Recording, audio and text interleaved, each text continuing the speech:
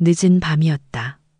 겨울이 막 시작될 무렵 바람은 날카롭고 공기는 어딘가 쓸쓸했다. 벽에 걸린 시계가 11시를 가리킬 무렵 전화기가 울렸다. 낡은 진동음이 거실을 울리는 동안 나는 두 손으로 머그잔을 감싸고 창밖의 어둠을 바라보고 있었다. 그 전화는 딸아이에게서 오는 것이었다. 엄마, 딸의 목소리는 평소보다 낮고 기운이 없었다. 나는 무의식적으로 자세를 고쳐 앉았다. 언제나 그렇듯 그녀는 말끝을 흐렸고 침묵이 길어졌다. 그러다 그 짧은 정적을 뚫고 무언가 부딪히는 소리와 함께 짧은 비명이 들렸다. 지우야? 무슨 일이야? 나는 벌떡 일어섰다. 하지만 더 이상 아무 말도 들리지 않았다. 통화는 그대로 끊겼고 화면에는 연결 종료됨이라는 싸늘한 글자만이 떠 있었다. 나는 멍하니 그 글자를 바라보다 이내 옷장 문을 열었다. 코트를 걸치고 오래된 트렁크에서 검은 가죽 장갑을 꺼냈다. 손이 떨렸다. 심장이 자꾸만 빨리 뛰었다. 딸아이는 결혼한 지 이제 2년이 채 안 되었다. 결혼 전부터 사위에게 어딘가 거슬리는 구석이 있었지만 그녀의 고집을 꺾을 수 없었다. 어릴 때부터 눈치 보는 성격이었던 딸은 늘 괜찮아라며 자신을 설득했고 나는 그 말에 속아 넘어간 셈이었다. 나는 조용히 집을 나섰다. 밤새도록 운전해도 괜찮았다. 가야만 했다. 무슨 일이 있어도. 도로는 조용했고 안개가 낮게 깔려 있었다. 가로등 불빛이 어둠 속에서 둥글게 퍼졌고 손끝에선 차가운 습기가 맺혔다. 창문을 열자 흙냄새와 겨울의 냄새가 섞여 코끝을 스쳤다. 기억의 어딘가에서 딸아이가 유치원 앞에서 기다리던 모습이 겹쳐 보였다. 그때도 이런 밤이었다. 그 아이는 언제나 나를 기다리는 쪽이었다. 하지만 이번엔 내가 그녀에게 가는 길이었다. 오랜만에 그녀의 집 앞에 도착했을 때 차창 너머로 아무 불빛도 보이지 않았다. 외등마저 꺼져 있었고 도로에는 낙엽과 빗물이 얽혀 길게 퍼져 있었다. 나는 차문을 닫고 현관 쪽으로 다가가려다 이상한 기척에 멈춰섰다. 멀지 않은 마당 쪽 잔디밭 어귀에서 무언가 흐릿하게 움직였다. 나는 처음엔 그것이 동물인 줄 알았다. 그러나 눈을 좁혀보자 그건 인간의 형체였고 고요한 조명 아래에서 희미하게 드러난 얼굴은 다름 아닌 내 딸이었다. 임신한 배를 안은 채 얇은 실내복 차림으로 무릎 꿇은 그녀는 마치 시간이 멈춘 듯 움직이지 않았다. 양손은 등 뒤로 묶여 있었고 그녀의 발목엔 낡은 체인이 채워져 있었다. 바로 그 순간 나는 알았다. 이건 꿈이 아니었다. 나는 딸의 이름을 부르려다 입을 막고 뒤로 물러섰다. 차가운 이슬이 내 목덜미로 흘렀다. 모든 생각이 정지되었고 나는 그 자리에 그대로 얼어붙었다. 어둠 속 그녀는 천천히 고개를 들었다. 우리 눈이 마주쳤다. 그녀의 입술이 조용히 움직였다. 오지 말랬잖아, 엄마. 그 말은 전화기 너머의 비명보다도 날카롭게 가슴을 찔렀다. 비가 내리고 있었다. 아주 조용히, 아주 오래도록 그녀가 묶여있는 마당으로 나는 발을 옮겼다. 발밑에 흙이 눅눅하게 젖어 있어 걸을 때마다 질척한 소리가 났다. 고요한 정적 속에서 그 소리는 마치 내 죄책감 같았다. 피하고 싶지만 자꾸만 따라붙는. 딸은 눈을 감고 있었다. 빗물이 머리카락을 타고 흘러내리고 있었고 그녀의 어깨는 천천히 떨리고 있었다. 얇은 옷은 이미 다 젖어 그녀의 몸선에 달라붙었고 배는 불룩했다. 임신 몇 개월이 지났는지는 알 수 없었지만 이제 숨길 수 없는 크기였다. 나는 숨을 삼켰다. 숨을 들이쉴수록 비의 냄새에 젖은 풀향과 먼지 냄새가 코끝에 스며들었다. 딸의 몸에서 나는 채취는 그때도 그렇고 지금도 엄마로서 참을 수 없는 고통을 전하는 언어였다. 그녀의 눈이 천천히 떠졌다. 나를 보았다. 아무 말 없이. 나는 무릎을 꿇고 그녀 옆에 앉았다. 손을 뻗으려다 망설였다. 그녀는 고개를 저었다. 엄마, 안 돼. 여기 오면 안 돼. 목소리는 약했고 마치 오래된 종이처럼 바스러질 듯 했다. 지우야, 무슨 일이야? 왜 이러고 있어? 나는 조심스레 손목에 감긴 로프를 만졌다. 딸은 움찔했지만 도망치지는 않았다. 그때였다. 현관문이 철컥하고 열렸다. 나는 반사적으로 뒤돌아봤다. 사위였다. 그는 맨발에 슬리퍼를 질질 끌며 나왔다. 담배를 입에 물고 있었고 얼굴은 지쳐 보였다. 그러나 그 지침 속에는 분노와 냉소가 스며 있었다. 이 늦은 시간에 뭔 일입니까, 장모님? 그는 딸을 보지도 않았다. 내게 시선을 고정한 채 담배 연기를 내뱉었다. 나는 조용히 일어섰다. 딸이 내 치마자락을 붙잡았다. 엄마, 제발 그냥 가. 나 괜찮아. 정말이야.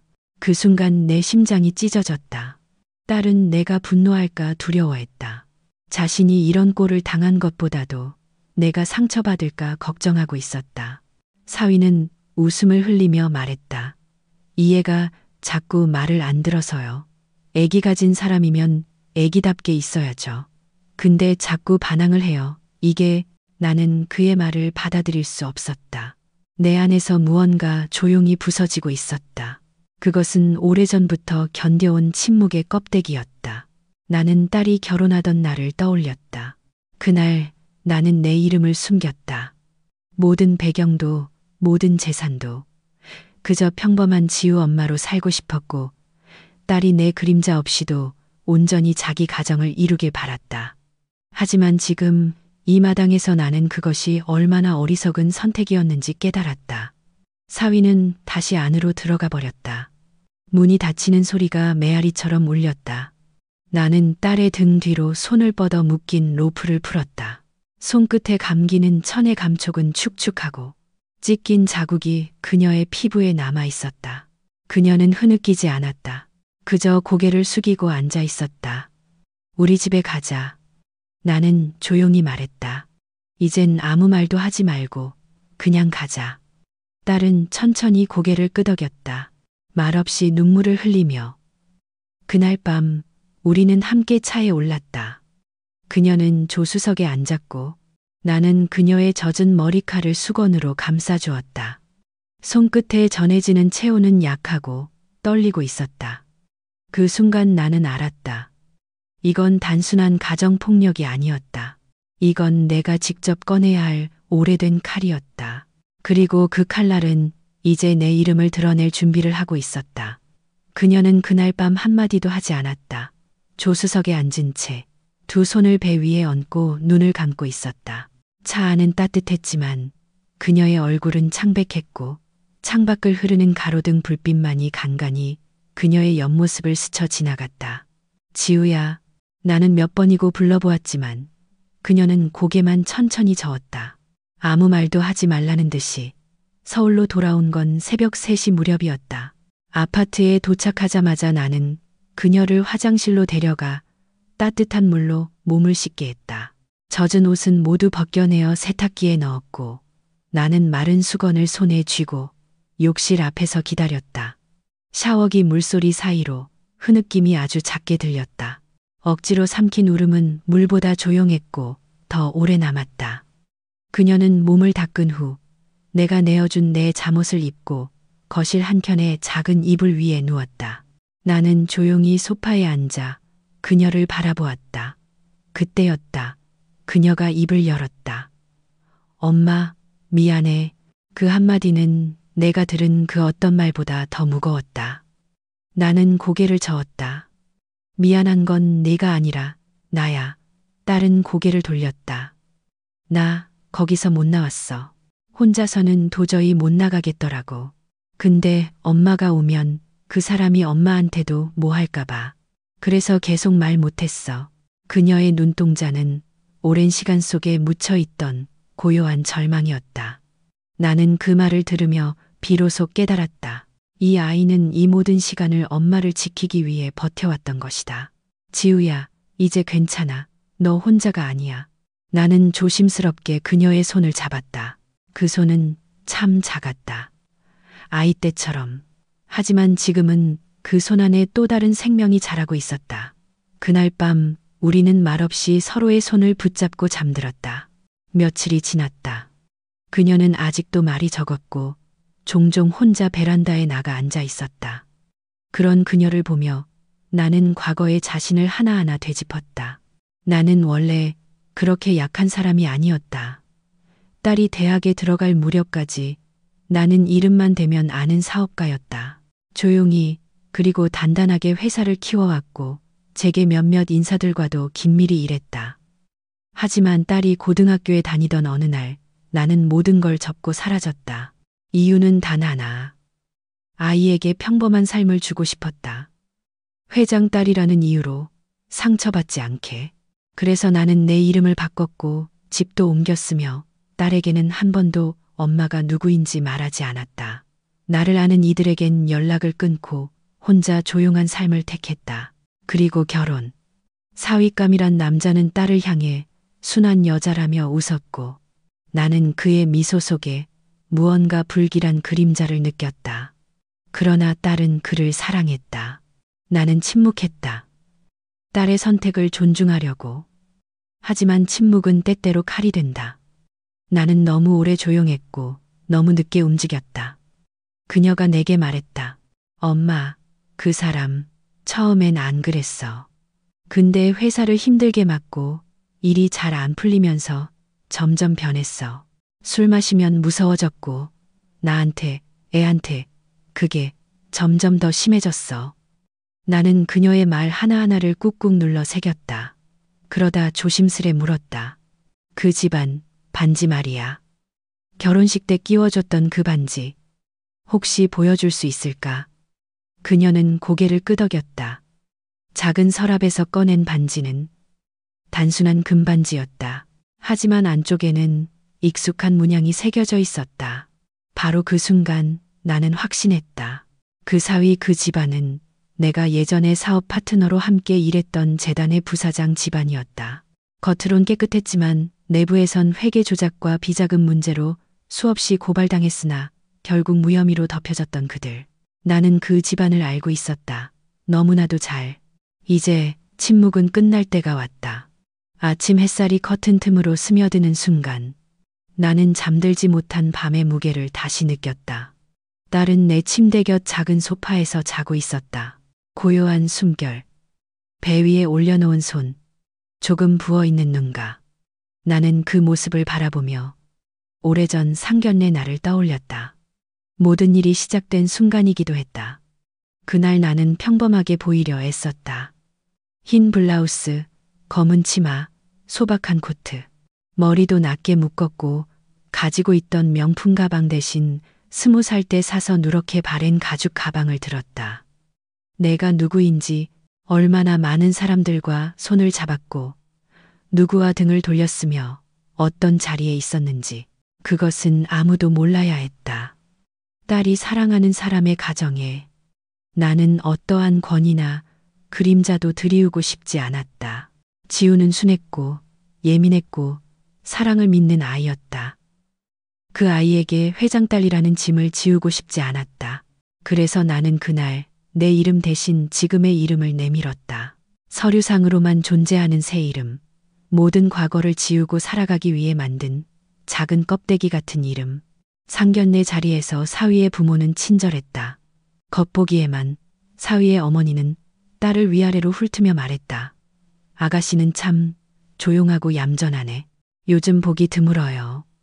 말끝은 부드러웠지만 어느 부분을 칭찬하는지 알 수 없는 뉘앙스였다. 사위의 아버지는 내 손을 잡으며 말했다.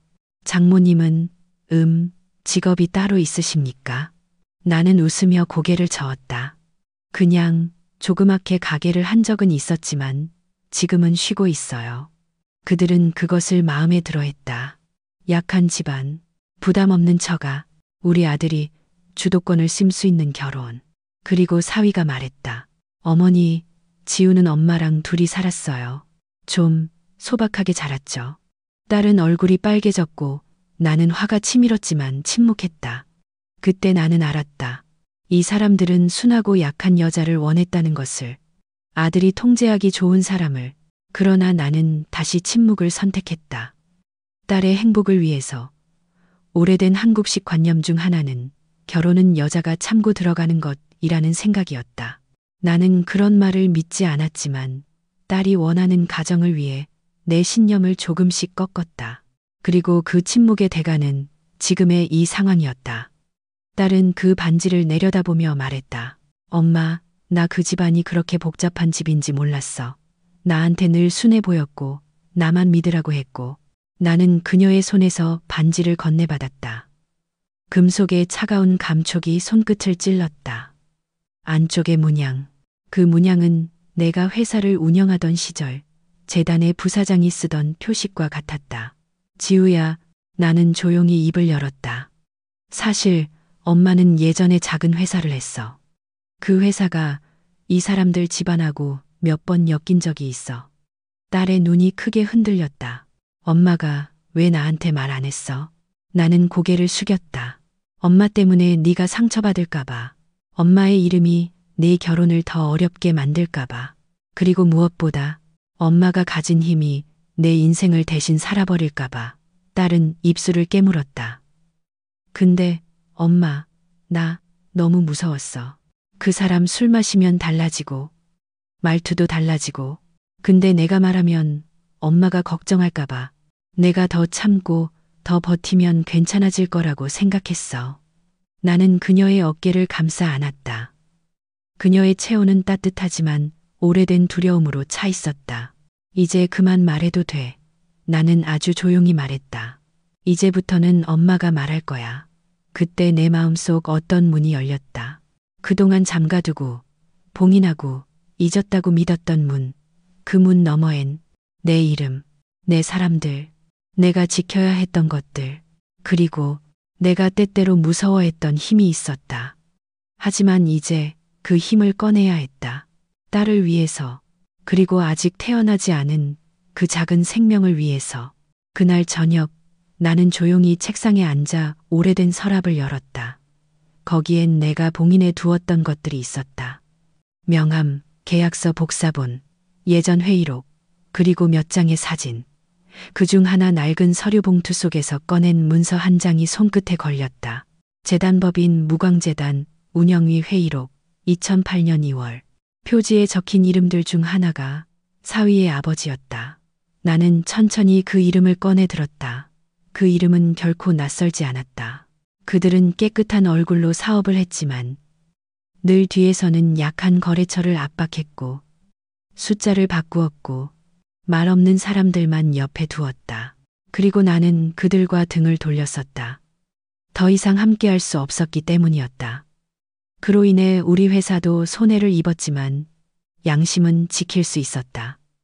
그들이 순한 며느리를 선택한 이유, 부모 없는 처가를 반겼던 이유, 그 모든 퍼즐이 이제 맞춰지기 시작했다.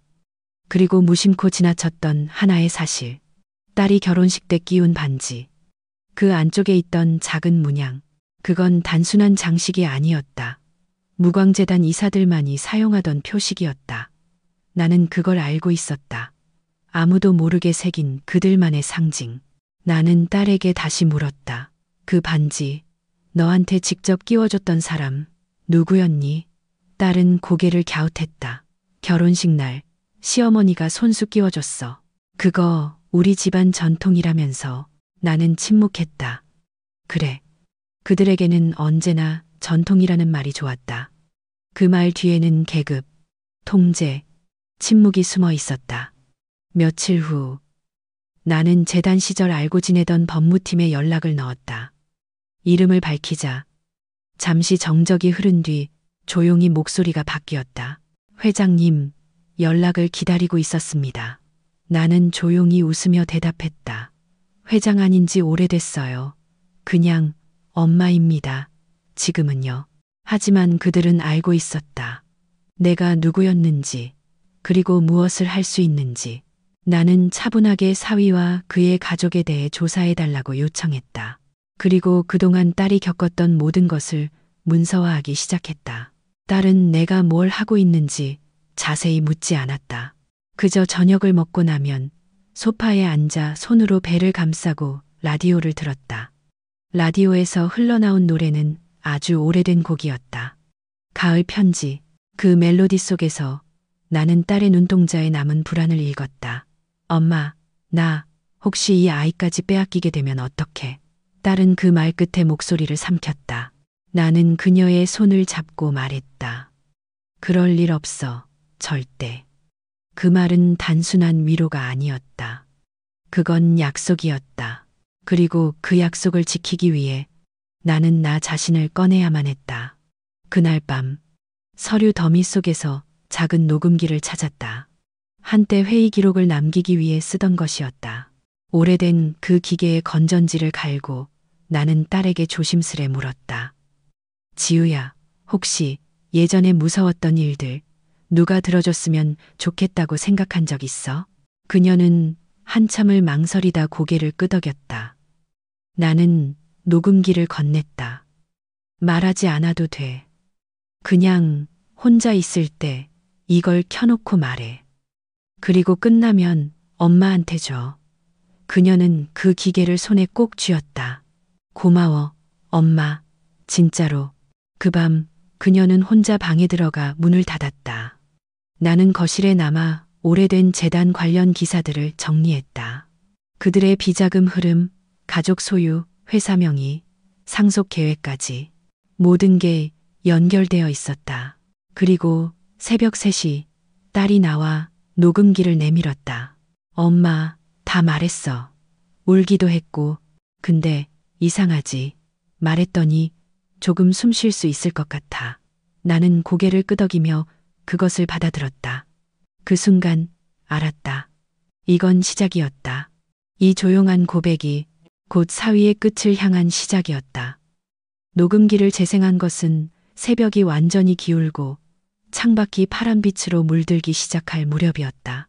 나는 혼자 거실 조명을 낮게 켜고 손가락으로 버튼을 눌렀다. 작게 딸깍하는 소리와 함께 잡음이 흘렀다. 그 소리는 오래된 기계 특유의 미세한 떨림이었고 내 심장 박동과 묘하게 겹쳐졌다. 잠시 후 딸의 숨소리가 들렸다. 길고 얕은 호흡, 그리고 떨리는 목소리. 여기서 말해도 되는지 모르겠어. 그녀는 숨을 고르며 말을 이어갔다.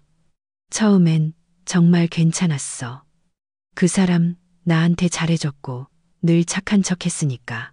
그녀가 말한 착한 척이라는 말이 귀에 남았다. 나는 그동안 그녀가 얼마나 조용히 참고 있었는지 이제야 처음으로 듣고 있었다. 근데 결혼하고 얼마 안 돼서 아빠 회사 일이 잘 안 풀리니까 그 사람도 같이 예민해졌어. 술 마시면 나한테 소리 지르고 집안 물건 던지고 처음엔 발로 차이기만 했는데 그 순간 라디오 잡음 같은 마찰음이 녹음기에 잡혔다. 아마 그녀가 손을 떨며 녹음기를 만졌던 것이겠지. 그 작은 소리 하나에도 나는 온몸이 굳어졌다. 한 번은 내가 만삭이었을 때 문을 잠궜더니 그 사람이 노발대발하면서 문을 부수려 했어. 결국 끌려나갔고 마당에 묶여 있었어. 나는 녹음기를 내려놓을 뻔했다. 손끝이 떨렸다. 이건 딸의 목소리가 아니라 찢긴 시간의 기록이었다. 그녀의 숨소리가 이어졌다.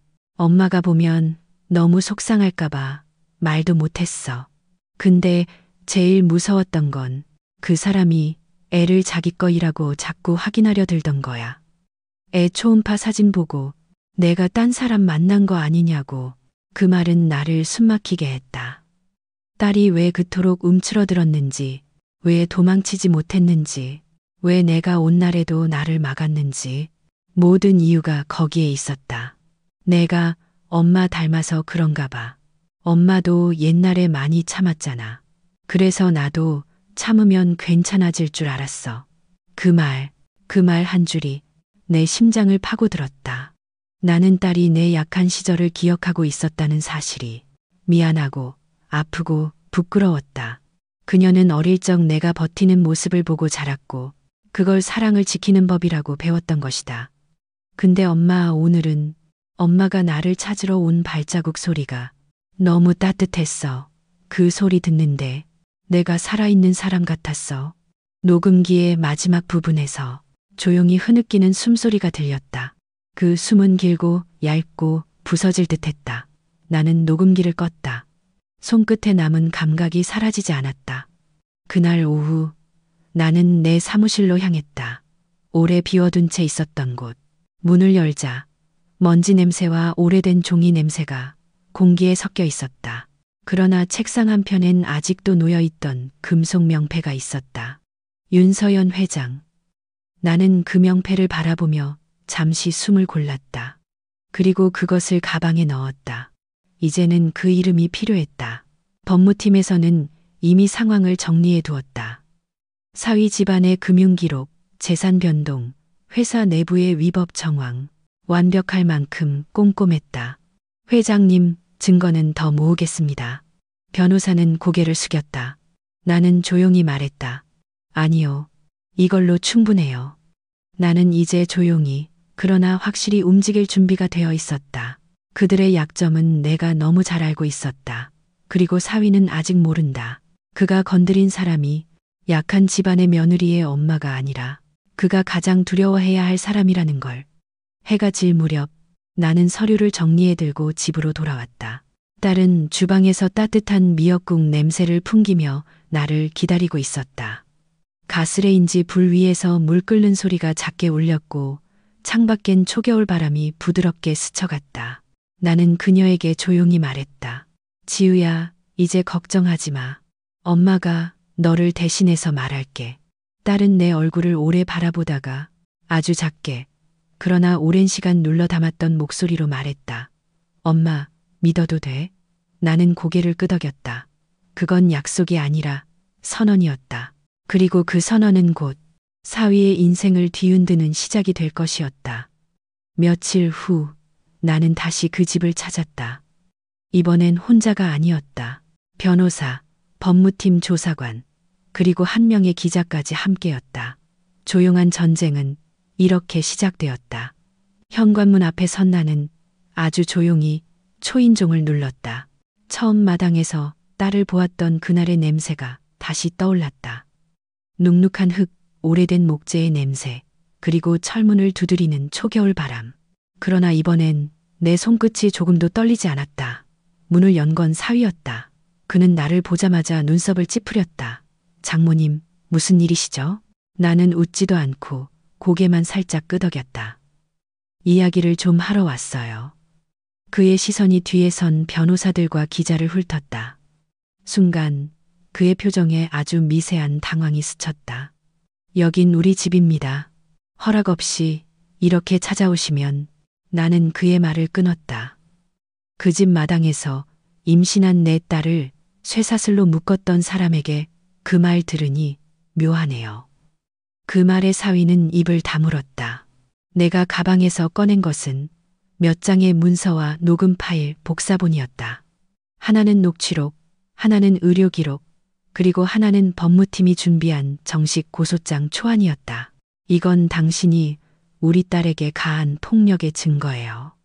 이건 당신 가족 회사의 회계 비리 정황 자료. 이건 내가 가진 영향력의 일부분이고요. 나는 말끝을 또박또박 끊었다. 선택하세요. 당신이 입을 열 건지 아니면 이 자료들이 세상에 퍼질 건지. 그는 나를 한참 바라보다가 천천히 등을 돌렸다. 잠깐 들어오시죠. 그 집 거실은 여전히 그때 그 모습이었다. 어둡고 숨막히고 감정이 얼룩진 공간. 소파에 앉아 사위의 어머니가 나왔다. 이게 도대체 무슨 일이에요? 이렇게 무례하게. 나는 그녀를 똑바로 바라보며 말했다. 말씀을 조심하시죠. 지금 이 순간부터 제가 누구인지 설명드려야 할 것 같네요. 나는 천천히 가방에서 명패를 꺼내 식탁 위에 놓았다. 윤서연 회장. 순간 거실의 공기가 멈췄다. 사위의 어머니는 멍하니 그 글자를 바라보았다. 사위는 입술을 질끈 깨물었다. 나는 말했다. 제가 당신들 회사와 무광재단이 어떤 거래를 해왔는지, 당신들 재산이 어떻게 움직이고 있었는지 다 알고 있어요. 그리고 이건 단순한 장모의 분노가 아니에요. 이건 사회적 책임이죠. 그 순간 사위가 벌떡 일어나 책상을 내려쳤다. 다 끝난 일이야. 왜 이제 와서? 그러나 그 말도 오래가지 못했다. 내 변호사가 조용히 스마트폰을 꺼내 그 장면을 녹화하기 시작했다. 나는 고개를 저었다. 끝난 게 아니라 이제 시작이죠. 사위는 마치 처음 보는 사람처럼 나를 바라보았다. 그 눈빛에는 혼란과 분노, 공포가 섞여 있었다. 나는 더는 딸을 숨기지 않았다. 그녀가 어떤 집에서 무슨 고통을 겪었는지, 어떤 눈물로 버텼는지를 이제는 세상이 알게 될 차례였다. 변호사는 고소장 사본을 건넸고 기자는 몇 마디 기록을 남겼다. 나는 마지막으로 말했다. 이제 모든 선택은 당신 몫이에요. 합의하고 조용히 물러설지 아니면 법정에서 모두 드러날지. 그 순간 나는 사위의 얼굴에서 오만함이 걷히는 것을 보았다. 그의 입술이 파르르 떨렸고 손끝이 허공을 헤맸다. 마치 갑자기 익숙한 세상이 무너지는 듯한 얼굴. 당신들이 우리 딸을 순하다고 착각한 건 그 아이가 약해서가 아니라 품고 있는 생명을 지키느라 참고 있었기 때문이에요. 그리고 나는 그 아이의 엄마입니다. 말을 마친 뒤 나는 천천히 자리에서 일어났다. 서류를 모두 회수하고 문을 나섰다. 하늘은 회색빛이었고 바람은 겨울의 문턱을 넘고 있었다. 그러나 내 안엔 더 이상 추위가 없었다. 나 자신을 꺼내든 그 순간부터 나는 다시 엄마가 되었으니까. 며칠이 지났다. 사위는 조용히 회사에서 물러났고 가족은 언론을 피하기에 바빴다. 고소는 예정대로 접수되었고 그가 저지른 폭력과 회계 비리는 수면 위로 떠오르기 시작했다. 기자들은 연락을 시도했지만 나는 아무 인터뷰도 하지 않았다. 대신 나는 딸과 함께 조용히 겨울의 초입을 살아가고 있었다. 어느 날 오후 우리는 함께 마당으로 나갔다. 베란다 아래 작은 화단 옆 오래전부터 가꾸던 동백나무 아래에 돗자리를 펼쳤다. 딸은 이제 임신 막달에 가까워졌고 몸은 무거웠지만 표정은 한결 편안해 보였다. 나는 따뜻한 보이차를 끓여 그녀에게 건넸다. 찻잔에서 피어오른 김이 얼굴 가까이 번졌다. 그 속에서 딸은 조용히 웃었다. 엄마, 나 요즘 이상하게 마음이 차분해. 그녀의 말에 나는 찻잔을 내려놓으며 물었다. 왜 그런 것 같아? 아무것도 숨기지 않아도 되니까. 이제 더는 나를 작게 만들지 않아도 돼서 그런 것 같아. 그녀는 천천히 배 위에 손을 얹었다. 이 아이가 태어나면 나도 엄마처럼 용감해지고 싶어. 그 말에 나는 순간 아무 말도 할 수 없었다. 용감해지고 싶다는 말이 참 오래된 말처럼 들려왔다. 그리고 동시에 새로운 시작처럼 들렸다. 지우야, 나는 그녀에게 말했다. 우리가 조용히 참았던 시간은 절대로 헛된 게 아니야. 그 시간 덕분에 지금 네가 내 목소리를 가질 수 있게 된 거니까. 그게 엄마가 가장 자랑스러운 일이야. 그녀는 내 손을 잡았다. 마당 너머로 불어오는 바람에 동백꽃이 흔들렸다.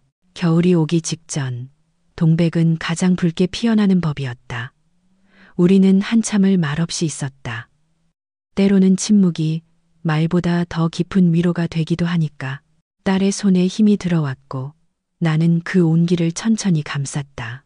그 사람이 나한테 했던 말 중에 가장 잊을 수 없는 말이 있어.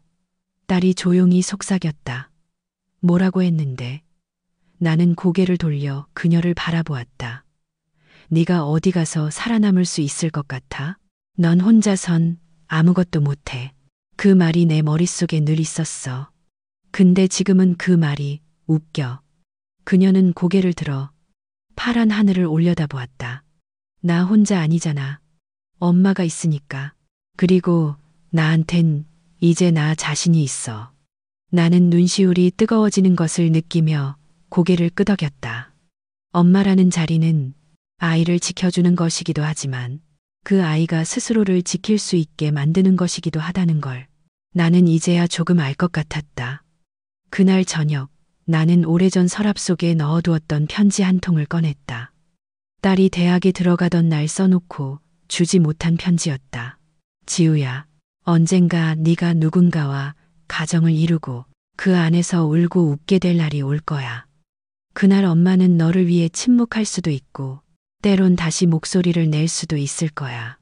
하지만 네가 어떤 모습이든 엄마는 항상 내 편이야. 항상 그랬고 앞으로도. 나는 그 편지를 접어 오늘 밤 그녀의 베개 옆에 놓아둘 생각이었다. 그녀는 읽고 말겠지. 말없이 조용히 하지만 충분히 이해하면서 이제 모든 것이 정리되었다.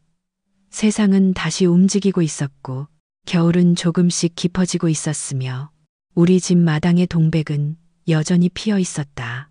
그리고 나는 조용히 마음속으로 중얼거렸다. 이제 됐어. 넌 괜찮아. 어둠이 내려앉기 전 마지막 햇살이 마당 끝을 스치고 있었다. 나는 그 빛을 보며 문득 청취자들에게 말하고 싶었다. 혹시 이 이야기를 듣는 누군가가 비슷한 침묵 속에서 자신을 잃어가고 있다면 당신도 말할 자격이 있고 당신도 보호받을 가치가 있다는 걸 꼭 기억해 주세요. 당신의 조용한 고백이 누군가의 구원이 될 수 있습니다. 그리고 어쩌면 그 첫 번째 손은 당신이 가장 믿지 못했던 사람에게서 올지도 몰라요.